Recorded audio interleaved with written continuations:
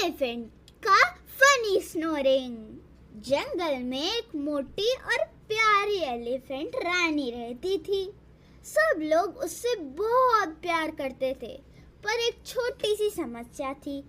रानी के जोर से आती हुई नींद की आवाज।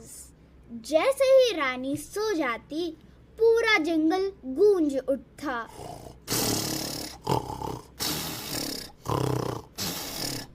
मंकी पेड़ पर बैठा था, पर जोर की स्नोरिंग से गिर गया।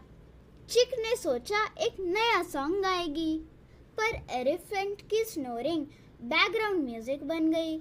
टुम टिरिकटे टुम टिरिकटे टुम टुम।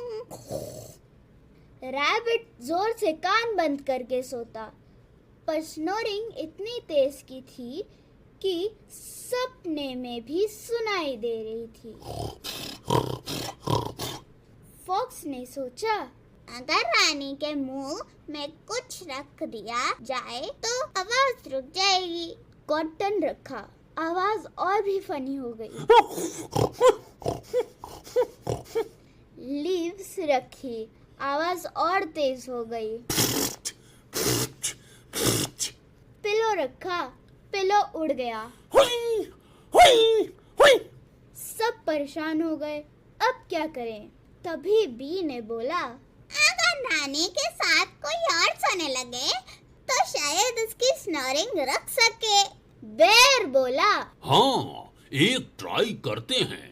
बी, फॉक्स, पैरट, मंकी सब रानी के आसपास सो गए, और जैसे ही रानी ने स्नोरिंग स्टार्ट की, सबने मिलकर जोर से गा दिया, लुल्लाबी ला ला ला, लुल्लाबी ला ला ला। रानी की स्नोरिंग धीरे धीरे रुक गई। पूरा जंगल खुशी से सो गया। अगले दिन सब हंसने लगे। मंकी बोला, अगर रानी की स्नोरिंग बंद करनी है तो हम सबको मिलकर लोरी गाना होगा। और तब से जंगल में एक नया रूल बन गया, अगर एलिफेंट सोई तो लोरी गाने का टाइम।